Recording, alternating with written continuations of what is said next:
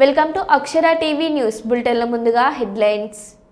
కర్నూలు జిల్లా మంత్రాలయం మండలం చెట్నహల్లిలో ఉద్రిక్త వాతావరణం నెలకొంది.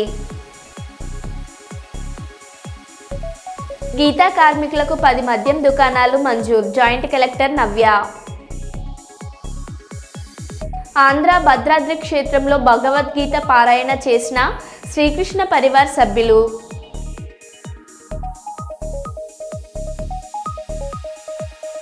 ఆధునిక జీవన శైలిలో ఆరోగ్యంపై ప్రతి ఒక్కరూ ప్రత్యేక శ్రద్ధ పెట్టాలి. బీజేపీ రామగుండం ఇన్ఛార్జ్ కందుల సంధ్యారాణి. ఎమ్మెల్సీ ఎన్నికల్లో బీజేపీ అభ్యర్థులను గెలిపించాలని పిలుపునిచ్చిన బండి సంజయ్.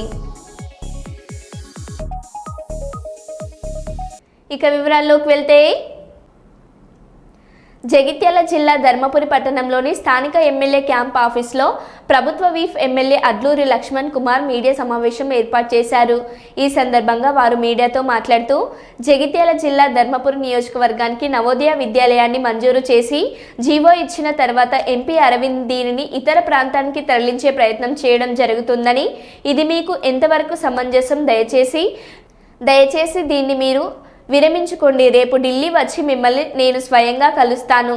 ధర్మపురి నియోజకవర్గంలో ఈ నవోదయ విద్యాలయం ఏర్పాటు చేయడం వల్ల స్థానికంగా ఉండే పిల్లల అభివృద్ధికి ఎంతగానో దోహదపడుతుందని, దయచేసి ఇక్కడి నుండి తరించే ప్రయత్నం చేయకండి అని ఆవేదన వ్యక్తం చేశారు. దళిత వర్గాన్ని ప్రాతినిధ్యం చేస్తున్న నా నియోజకవర్గంలో పట 2,26,000 ప్రజలు ఓట్లేసి నన్ను గెలిపిస్తే భారతీయ జనతా పార్టీ కేంద్రంలో అధికారంలో ఉండి వారి ఎంపీ అరవింద్ కుమార్ గారు ఈ విధంగా రాష్ట్ర ప్రభుత్వానికి వినతిపత్రం పెట్టి కేంద్రంలో మేము అధికారం ఉన్నామని చెప్పి ఇక్కడ నవోదయ విద్యాలయాన్ని తరలించకపోయడానికి విశ్వ ప్రయత్నం చేయడం ఎంతవరకు సమంజసం అని చెప్పేసి యావత్ తెలంగాణ ప్రజలను అడుగుతున్నాను. నేను రేపు ఉదయం ఢిల్లీకి పోతున్నా. నేరుగా అరవింద్ కుమార్ ఎంపీ గారినే రిప్రజెంటేషన్ ఇస్తాను. వారు ప్రజలతో ఎన్నుకోబడ్డ ఎంపీ, నేను ప్రజలకు పడ్డ ఎమ్మెల్యే. ఇగో ఈ విధంగా ప్రభుత్వ నిబంధనకు అనుకున్నా కూడా శాంక్షన్స్ వచ్చినాయి. కేంద్రంలో రాష్ట్రంలో రాజ్యాంగ నిర్మాత డాక్టర్ బిఆర్ అంబేద్కర్ ఇచ్చిన నిబంధన చట్ట ప్రకారం కేంద్ర ప్రభుత్వం శాంక్షన్ ఇచ్చి ధర్మపురి ఎస్సీ రిజర్వ్ కాన్స్టిట్యున్సీలో పడ్డ రాజీ రహదారికి ఉన్నటువంటి 30 ఎకరాల అత్యంత ఖరీదు గల భూమి కేంద్ర నవోదయ విద్యాలయానికి ఇచ్చి శాంక్షన్ ఇచ్చి జీవో ఇచ్చిన తర్వాత కేంద్రంలో మేము అధికారం ఉన్నామని చెప్పి ఎంపీగా మీరు ఉత్తరం పెట్టడం సమంజసం కాదన్న. దయచేసి మా నవోదయ విశ్వవిద్యాలయాన్ని మా దగ్గరే ఉండే ఉంచాలనేది నా యొక్క వినతి పత్రం వారికి ఇవ్వడం జరుగుతుంది. దానికి సంబంధించి కన్సర్న్ ఉమెన్ నవోదయ విద్యాలయ సమితికి సంబంధించిన మంత్రి ఉంటారు కేంద్రంలో, వారి టైం కూడా తీసుకుంటా, వారికి కూడా ఇస్తా. నేను ఎందుకంటే ఇంత తపన పడుతున్నా అంటే, ఒక నవోదయ విద్యాలయం వస్తే ఇక్కడ మనకు స్థానికంగా ఉన్నటువంటి మన పిల్లల భవిష్యత్తు మన తర్వాత అందులో ఒక అడ్మిషన్ ఒకసారి దొరికిందంటే అందులో కలిసి బయటకు వచ్చినాక పిల్లలు ఆఫ్టర్ ఆ ఎడ్యుకేషన్ పూర్తి అయిపోయిన తర్వాత ఇంటర్మీడియట్ డిగ్రీ అయిపోయిన తర్వాత అయితే ఐఏఎస్ లేదా ఐపీఎస్ లేదా ఐఎఫ్ఎస్ ఆ లెవెల్ విద్యా బోధన ఉంటుంది కేంద్ర ప్రభుత్వం ద్వారా. మౌలికమైన సదుపాయాలు ఉంటాయి పిల్లలకు, మంచి భోజనం వస్తుంటుంది, అన్ని విధాలు కూడా పిల్లలకు ఉంటుంది. మనం స్థానికంగా కొంచెం అవకాశం ఇస్తాం మన ధర్మపురి ప్రాంతం. ఎందుకంటే ఇక్కడ నవోదయ విశ్వవిద్యాలయం మన కాలేజీ విద్యాలయం ఉంది కాబట్టి మనకు స్థానికంగా అవకాశం వస్తుంది. నేను దీన్ని భేషజాలకు పోతలేండి. నేను రాష్ట్రంలో కాంగ్రెస్ పార్టీ అధికారంలో ఉన్నా. నేను ముఖ్యమంత్రి గారికి చెప్పిన ఈ మాట, సార్ నేను అరవింద్ గారిని కలుస్తా, నాకు నా ప్రజలు ముఖ్యము, నాకు ఓట్లు వేసిండు, నా నవోదయ నవోదయ విద్యాలయాన్ని మనకు ఉండే విధంగా మీ ప్రయత్నాలు ఉండాలి. మీ మనస్ఫూర్తిని కూడా అభినందిస్తాం. మీ పేరే చెప్తాం, మేము కేంద్ర ప్రభుత్వం పేరే మేము చెప్తాం. నేను భేషజాలకు నేను భూమి శాసనసభ్యుడిగా నేను ఇక్కడ కూడా మీ యొక్క ఏదైతే కేంద్ర ప్రభుత్వం ఆధీనం ఉన్నటువంటి విశ్వవిద్యాలయాన్ని నవోదయ విద్యాలయాన్ని కేంద్ర ప్రభుత్వమే మాకు తిరిగి శాంక్షన్ ఇచ్చిందనే మాట కూడా నేను చెప్పడం జరుగుతుంది. విషయాన్ని కూడా మా భారతీయ జనతా పార్టీ సోదరులకు కూడా మనవి చేసుకుంటున్నా. దయచేసి మా మీడియా మిత్రులకు నేను ఈరోజు 10వ తారీఖు, నేను 16వ తారీఖు తర్వాత నా కార్యాచరణ ప్రకటిస్తాను. 100% అరవింద్ కుమార్ ఎంపీ గారు ఆ శాఖ మంత్రివర్యులు, భారతీయ జనతా పార్టీ నాయకులు నా మాట మీద నా ధర్మపురి నియోజకవర్గ ప్రజల యొక్క ఈ నవోదయ విద్యాలయాన్ని నాకే ఇస్తారని నమ్మకంతో నేను పోతున్నాను. అందరికీ నమస్కారం. జగిత్యాల జిల్లా కేంద్రంలోని బీఆర్ఎస్ కార్యాలయంలో నిజామాబాద్ ఎమ్మెల్సీ శ్రీమతి కల్వకుంట్ల కవిత మీడియా సమావేశం నిర్వహించారు. వారు మీడియాతో మాట్లాడుతూ కేసీఆర్ పాలన ఐఫోన్లా ఉండేదని, రేవంత్ రెడ్డి పాలన చైనా ఫోన్లా ఉందని, ఐఫోన్కు చైనా ఫోన్కు ఎంత తేడా ఉంటుందో కేసీఆర్కు రేవంత్ రెడ్డికి అంతే తేడా ఉందని అన్నారు. ఈ కార్యక్రమంలో MLC L Ramana, BRS Jagtial జిల్లా అధ్యక్షులు కల్వకుంట్ల విద్యాసాగర్ రావు, జగిత్యాల మాజీ జెడ్పీ చైర్మన్ శ్రీమతి దావస్ వసంత మరియు స్థానిక బీఆర్ఎస్ నాయకులు పాల్గొన్నారు. లెక్కలు చేయకుండా తప్పుదో పట్టిస్తూ బీసీల సంఖ్య తక్కువ చేసి చూపించడం అన్నది నిజంగా కూడా శోచనీయం. ఒక పక్క ఇదే తప్పుడు లెక్కలను తీసుకొని రాహుల్ గాంధీ గారు పార్లమెంటును తప్పుదో పెట్టే విషయంగా వారు మాట్లాడుతున్నటువంటి సందర్భాన్ని కూడా చూస్తున్నాం. ఇవన్నీ సంవత్సరంన్నర నుంచి బీసీ సంఘాలు అందరు కలిసి కొట్లాడుతూ ఉంటే ఇవాళ బీసీలకు సంబంధించి కులగణన పెట్టాల్సినటువంటి పరిస్థితి ఈ ప్రభుత్వానికి వచ్చింది. ఇప్పుడు ఒక కీలక దశలో ఉన్నాం. కులగణన చేసినామని చెప్తున్నారు. సరే, తప్పో ఒప్పో 46% ఉన్నావు. నువ్వు మాట ఏమి ఇచ్చినావు? 42% మేము రిజర్వేషన్ చేస్తా అన్నావు. మొన్న అసెంబ్లీ పిలిచిండ్రు. మరి పిలిచినప్పుడు డైరెక్ట్గా 42%కి బిల్లు పెట్టాలి కదా. బిల్లు పెట్టకుండా మళ్ళా ఒక స్టేట్మెంట్ అన్నారు. ఓకే, కులగణన ఇంతమంది ఉన్నారు అన్నావు. మరి కులాల వారీగా వివరాలు ఇవ్వడానికి ఈ ప్రభుత్వానికి ఎందుకు భయం అవుతున్నది?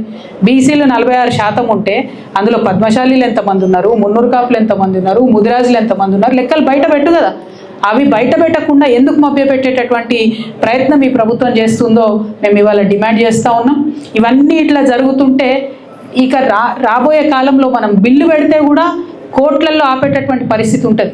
ఇప్పుడు కోర్టులో కూడా ఎటువంటి లీగల్ ఇబ్బందులు లేకుండా బీసీ బిల్లు పాస్ చేయాల్సినటువంటి బాధ్యత ప్రభుత్వానికి ఉంది. ఇటువంటి కీలక దశలో నిన్న ఏం చేస్తుంది ప్రభుత్వం? పొన్నం ప్రభాకర్ గారి ఆధ్వర్యంలో బీసీ సంఘాల నాయకులందరూ కూడా పిలిచిరు మీటింగ్కి. నేను అనుకున్నా, అరే ప్రభుత్వం ఒక ముందడుగు వేసింది. బీసీ సంఘ నాయకులు పాపం 30 ఏళ్ల నుంచి కొట్లాడుతున్నారు. ఆర్ కృష్ణయ్య గారు లాంటి వాళ్ళు, వకులాభరణం కృష్ణమోహన్ గారు బీసీ కమిషన్ చైర్మన్గా వేసారు. అటువంటి పెద్ద పెద్ద నాయకులందరినీ పిలిస్తే పోన్లే ప్రభుత్వం ఒక ముందడుగు వేసింది, బిల్లు మీద చర్చ చేస్తుందేమో అనుకున్నాం. ఏం లేదు, ముఖ్యమంత్రి గారికి కనీసం ఆ మీటింగ్ ఉన్నట్టు కూడా తెలిసినట్టు మాకు అనిపిస్తలేదు. యాక్చువల్గా అయితే ఈ టైంలో బీసీ ప్రజలందరూ ఆందోళనలో ఉన్నారు, మా సంఖ్య తగ్గిందని భయపడుతున్నటువంటి సమయంలో ముఖ్యమంత్రి గారే డైరెక్ట్గా మీటింగ్ పెట్టాలి. ఎందుకు సమయం లేదు ఆయనకు? ఇప్పటికి 31 సార్లు ఢిల్లీకి పోయొచ్చింది ముఖ్యమంత్రి గారు. కానీ జనాభాలో సగం ఉన్నటువంటి బీసీల గురించి కనీసం మీటింగ్ పెట్టే తీరిక ఈ ముఖ్యమంత్రి గారికి లేకపోవడం నిజంగా శోచనీయం. ముఖ్యమంత్రి గారు నిన్న మీటింగ్లో లేరు. పోనీ కనీసం ఈ లెక్క కులగణన చేసినటువంటి క్యాబినెట్ సబ్ కమిటీకి చైర్మన్ ఉత్తమ్ కుమార్ రెడ్డి గారు, ఆయన మీటింగ్లో లేరు. ఈ లెక్కలన్నింటినీ కులగణన చేసినటువంటి అధికారులు సందీప్ శాండిల్య గారు, ఆయన మీటింగ్లో లేరు. మరి బీసీ సంఘం నాయకులందరినీ పిలిచి మీరు లెక్కలు చెప్పలేదు, మీ ప్రభుత్వం ఏం చేస్తుందో చెప్పలేదు, ముందడుగు ఎట్లేస్తాం, బిల్లు పెడతామా పెట్టతామా చెప్పలేరు. మరి ఎందుకోసం పిలిచినట్టు?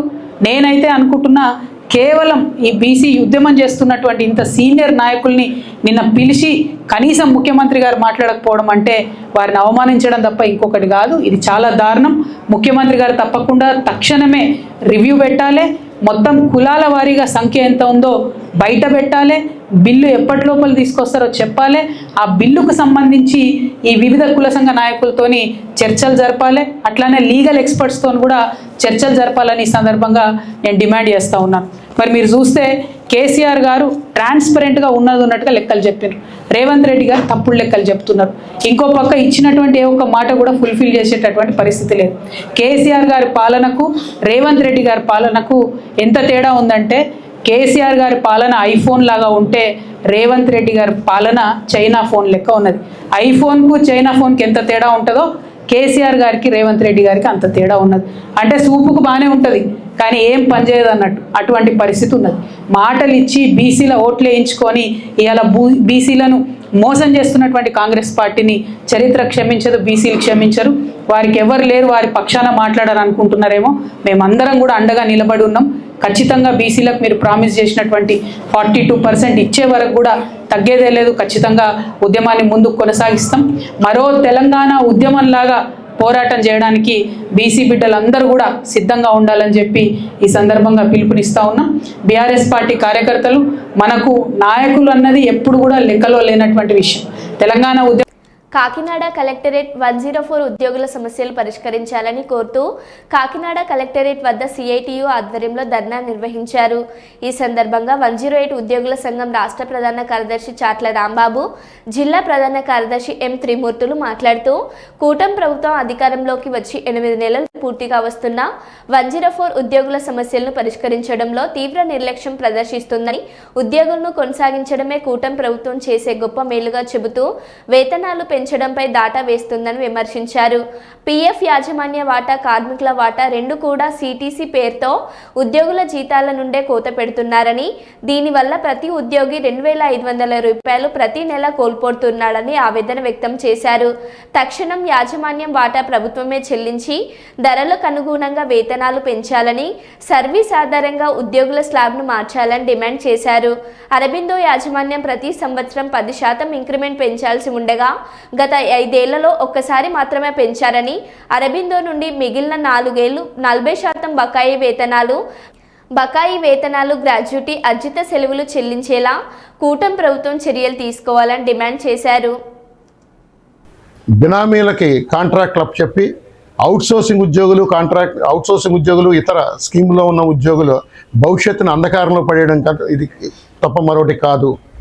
గౌరవ ముఖ్యమంత్రి చంద్రబాబు నాయుడు గారు ఈ విధానాన్ని విరమించుకోవాలని, ఇటువంటి ఆలోచన విరమించుకోవాలని AP state government contract and outsourcing employees teachers workers JAC, NHM JAC, Samagra Shiksha ఉద్యోగుల జేఏసీ, ఆప్కాస్ అవుట్సోర్సింగ్ ఎంప్లాయీస్ ఫెడరేషన్లు విజ్ఞప్తి చేస్తున్నాయి.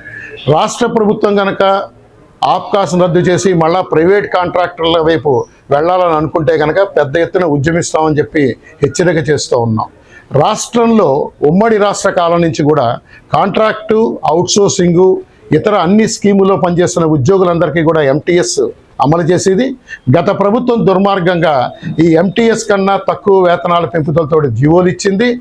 ఈ రాష్ట్ర ప్రభుత్వం కూడా కేవలం రాష్ట్ర ప్రభుత్వ శాఖల్లో పనిచేస్తున్న వాళ్ళకి మాత్రమే ఎంటీఎస్ అంటూ జీవో 2 ఇచ్చింది. ఇది సరైనది కాదు. జీవో 2ని సవరించాలి. ఈ రాష్ట్రంలో పనిచేస్తున్న మొత్తం అంటే స్కీములు, ప్రభుత్వ శాఖలు, ప్రభుత్వ రంగ సంస్థలు, స్థానిక సంస్థలు, యూనివర్సిటీలు, ధార్మిక సంస్థలు, ప్రభుత్వ సొసైటీల ద్వారా పనిచేస్తున్న మొత్తం ఉద్యోగులందరికీ అంటే నేషనల్ హెల్త్ మిషన్, సమగ్ర శిక్ష, 104, 108, తల్లి బిడ్డ ఎక్స్ప్రెస్, ఆయుష్, ఆరోగ్య మిత్ర ఇటువంటి రకరకాల స్కీమ్లో పనిచేస్తున్న ఉద్యోగులందరికీ కూడా ఎంటీఎస్ అమలు చేయాలని చెప్పి state government contract and outsourcing employees teachers workers చేసి డిమాండ్ చేస్తోంది. అలాగే కౌన్సిల్ ఎన్నికలు జరగబోతున్నాయి. ఈ కౌన్సిల్ ఎన్నికల్లో మొట్టమొదటి నుంచి ఉమ్మడి రాష్ట్రం నుంచి కూడా కాంట్రాక్ట్ అవుట్సోర్సింగ్ ఉద్యోగులు అన్ని పోరాటాలలో మద్దతుగా నిలిచిన పీడీఎఫ్ అభ్యర్థులను గెలిపించాలని చెప్పి జేఏసీ వాళ్ళకి మద్దతు ప్రకటిస్తోంది. ఉభయ గోదావరి జిల్లాల్లో ఉన్న కాంట్రాక్టు, అవుట్సోర్సింగ్ ఉద్యోగులందరూ కూడా గ్రాడ్యుయేట్ ఓటర్లందరినీ కూడా డివి రాఘవులు గారికి ఒకటి ప్రాధాన్యత ఓటిచ్చి గెలిపించాల్సిందిగా విజ్ఞప్తి చేస్తోంది. AV Nageswara Rao, chairman, AP state government contract and outsourcing employees teachers workers JAC. Komaram Bheem Asifabad జిల్లా కేంద్రంలోని ఆదివాసీ భవన్ సెంటర్లో ఫర్ సిటిజన్స్ రైట్స్ మరియు స్కిల్ డెవలప్మెంట్ సెంటర్ సిటిఈ ఆధ్వర్యంలో సాఫ్ట్వేర్ అవగాహన కార్యక్రమం నిర్వహించారు. ఈ సెమినార్లో 400 మంది డిగ్రీ విద్యార్థులు పాల్గొని సాఫ్ట్వేర్ రంగంలో ఉద్యోగ అవకాశాలు, ప్రస్తుత మార్కెట్ డిమాండ్, అత్యాధునిక కోర్సుల గురించి అవగాహన పొందారు. ఇటు కార్యక్రమానికి ముఖ్య అతిథిగా CTE course director Anil Kumar, Jadi Shyamrao, Abdul Waseem, skill development centre training manager తదితరులు పాల్గొన్నారు.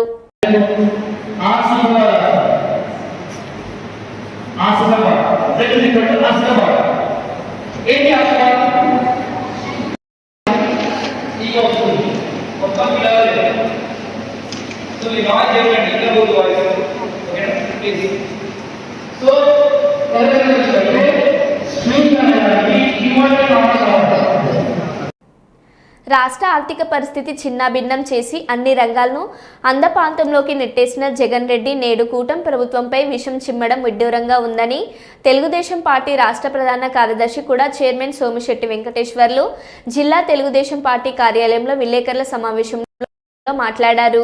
ఈ సందర్భంగా వారు మాట్లాడుతూ చెప్పిన అబద్ధాన్నే మరలా చెప్పడం, అబద్ధాలను నిజాలను చిత్రీకరించడంలో జగన్మోహన్ రెడ్డి ఆరితేరాడని ధ్వజమెత్తారు. 4 సార్లు ముఖ్యమంత్రిగా చేసిన వ్యక్తిని సంబోధించని తీరు జగన్ రెడ్డి సంస్కారహీనుడుగా మాట్లాడడాన్ని నిదర్శనం.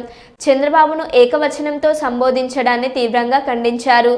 ఆర్థిక ఉగ్రవాదైన ఆర్థిక వ్యవస్థ గురించి మాట్లాడడం విడ్డూరం. లక్షల కోట్లు లూటీలు చేసిన 31 క్రిమినల్ కేసుల్లో నిందితుడు ప్రజలకు సమాధానం చెప్పలేక పారిపోయిన వ్యక్తి విలువగల విశ్వనీయత విధ్వంసాల గురించి మాట్లాడడం హాస్యాస్పదమని ఎద్దేవా చేశారు. ఈరోజు కర్నూలు జిల్లా అలాగే తెలంగాణ రాష్ట్రమైనటువంటి మహబూబ్నగర్ జిల్లాలో అలంకరించినట్టు, అలాగే మన కర్నూలు జిల్లా నంద్యాలకు సంబంధించినటువంటి చాలా జిల్లాలు కర్ణాటక ప్రభుత్వం చేస్తున్నటువంటి తుంగభద్ర నది పైన కట్టడాలు మన రాష్ట్ర ప్రభుత్వం లేకపోయినా వాళ్ళు టెండర్లు పిలిచారు. ఈ టెండర్లు పిలిచడం వల్ల మన కర్నూలు జిల్లా మనం ఎడారిగా అవుతుంది. వాళ్ళకి ఎవరు పర్మిషన్ ఇచ్చినారో తెలియదు, కానీ టెండర్లు కూడా అయిపోయినాయి. ముఖ్యంగా రాయచూరు జిల్లా చీకలపరివి అనే గ్రామం నుంచి కర్నూలు జిల్లా మంత్రాలయం నియోజకవర్గం కుంభలనూరు అనే గ్రామం దగ్గర వరకు ఒక బ్రిడ్జ్ కమ్ బ్యారేజ్ అంటే ఏమి, ఒక రోడ్డు వేస్తామయ్యా బ్రిడ్జి కడతామంటున్నారు. దానికి అక్కడ నీళ్ళు, అలాగే నది చాగని చాలా పెద్ద గ్రామం మునిగిపోతుంది. అలాగే మేలగనూరని రామలింగేశ్వరుని శ్రీరామచంద్రుల వారు స్థాపించినటువంటి గుడి ఉంటుందేమో, కానీ ఆ గ్రామం అయితే ఉండదు. 3 గ్రామాలు మనం మునకకు చెందుతూ కింద ఉన్నటువంటి లిఫ్ట్ ద్వారా ఆధారమైన ప్రాంతమైనటువంటి నదీ తీర గ్రామాలకు ఎక్కడ ఏ లిఫ్ట్ కానీ, అంటే మొత్తం జలాలు ఎండిపోయి తాగడానికి వ్యవసాయానికి నీళ్ళు లేక ఎడారి ప్రాంతంగా మారే అవకాశం ఉంది. కాబట్టి మేము ఈ కర్ణాటక ప్రభుత్వం చేస్తున్నటువంటి చీకలపల్లి అలాగే కుమ్మలనూరు క్యాంపు బ్రిడ్జికి మేము పర్మిషన్లు కానీ ఇల్లు ఉండే ప్రసక్తే లేదు, మా రైతాంగాన్ని మేము గుర్తుకు వచ్చే సమస్య లేదని చెప్పి ఇందు మూలంగా మీ అందరూ కూడా తెలియజేస్తున్నాం. కాబట్టి సోదరులారా, చంద్రబాబు నాయుడు గారు మా ప్రభుత్వం వచ్చిన తర్వాత గుండ్రేవులు ఎలా కట్టుకోవాలి, లేక ఆర్టీఎస్ రైట్ కెనాల్ ఎలా కట్టుకోవాలి, వేదవతి ఎలా కట్టుకోవాలని మేము ఆలోచన చేస్తుంటే వాటికి నిల్లే రాకుండా వాళ్ళు కర్ణాటక వాళ్ళు ఈ పన్నాగం అనేది పన్నితే మేము ఊరుకునేది లేదు.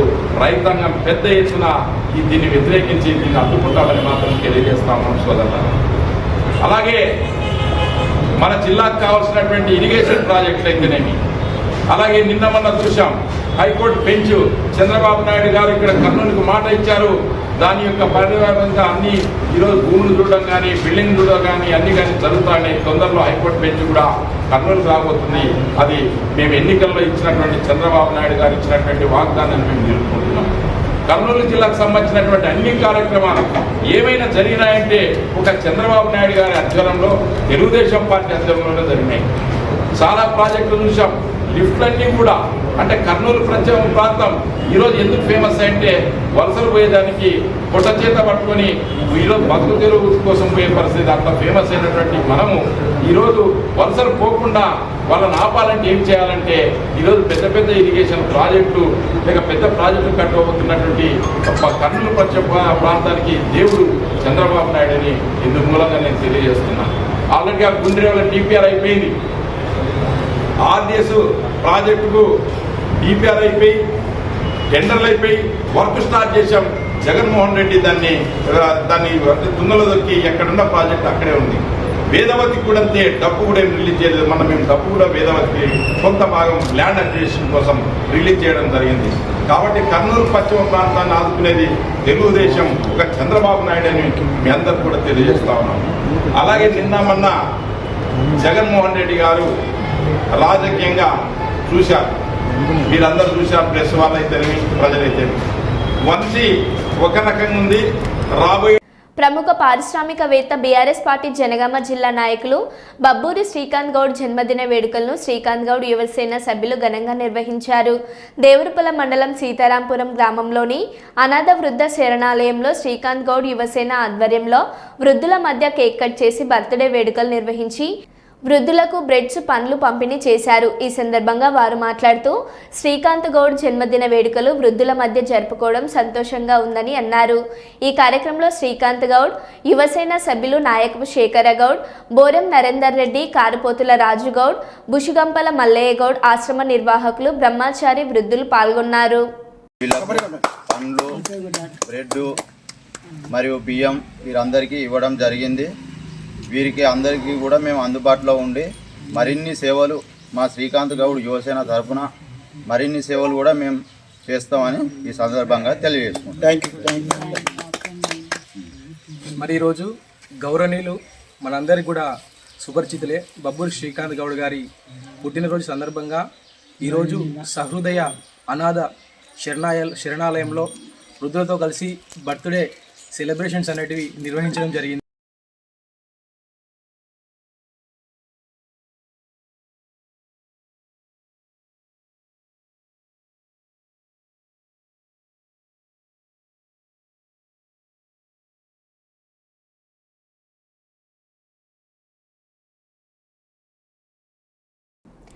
జయశంకర్ భూపాలపల్లి జిల్లా కాళేశ్వరంలో వైభవంగా మహాకుంభాభిషేక మహోత్సవ మహాఘట్టం పాల్గొన్న మంత్రులు కొండ సురేఖ, దుద్దిల శ్రీధర్ బాబు, పొన్నం ప్రభాకర్లు చూసి తరించిన భక్తజనం, శివనామ స్మరణతో మార్మోగిన దేవాలయ ప్రాంగణం. దక్షిణ కాశీగా పేరుగాంచిన శ్రీ కాళేశ్వర ముక్తేశ్వర స్వామి ఆలయంలో మహాకుంభాభిషేక మహోత్సవ మహాఘట్టం ఈరోజు ఘనంగా జరుగుతున్నది. 42 సంవత్సరముల తర్వాత మహాకుంభాభిషేక మహాక్రతువుకు వేదికైంది. గంగా, యమున, సరస్వతి సంగమమైన ప్రయాగ్రాజ్లో మహాకుంభమేళ జరుగుతున్న తరుణంలోనే కాళేశ్వరంలో త్రివేణి సంగమంలో మహాకుంభాభిషేక ఘట్టం ఆవిష్కృతమైంది. ఈ రోజు ఉదయం 10:42 సుముహూర్తమైన మహాకుంభాభిషేక ఘట్టానికి ఋత్వికులు శ్రీకారం చుట్టారు. 7 నుండి 9వ తేదీ వరకు 3 రోజుల పాటు జరిగిన క్రతువులలో 3వ రోజు కుంభాభిషేక మహోత్సవ ఘట్టంలో భాగంగా విశేష పూజలు చేశారు.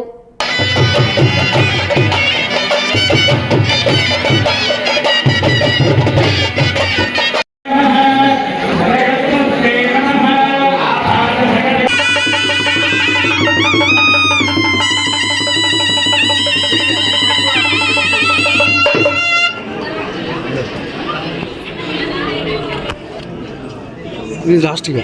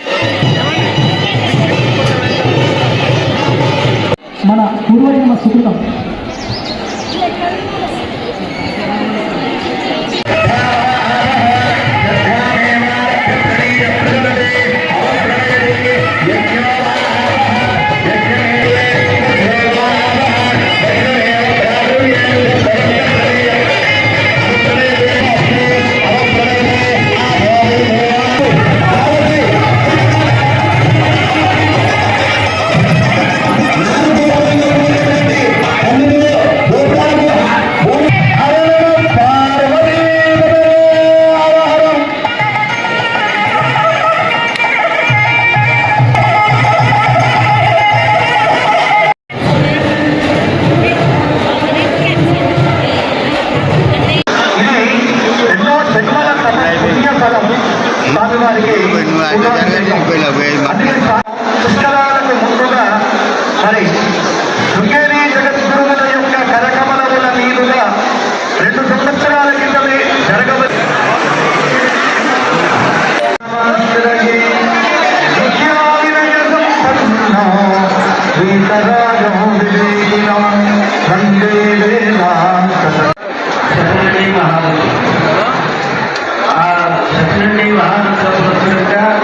సరస్సు ఘటాభిషేకం చేసి 7 కుంభాభిషేకం చేస్తా ఆశీర్వాదం ఇక్కడ ఈ క్షేత్రంలో దివ్య శాస్త్రం ప్రార్థించారు. భక్తాలు ఎంతో పరిపూర్ణమైనటువంటి అనుగ్రహంతో వర్షాలని వ్యక్తులు ఘటాభిషేకంతో ఇక్కడ ఈ కార్యక్రమాన్ని వినియోగించినటువంటి మరో బులెటిన్లో మళ్ళీ కలుద్దాం. Stay tune.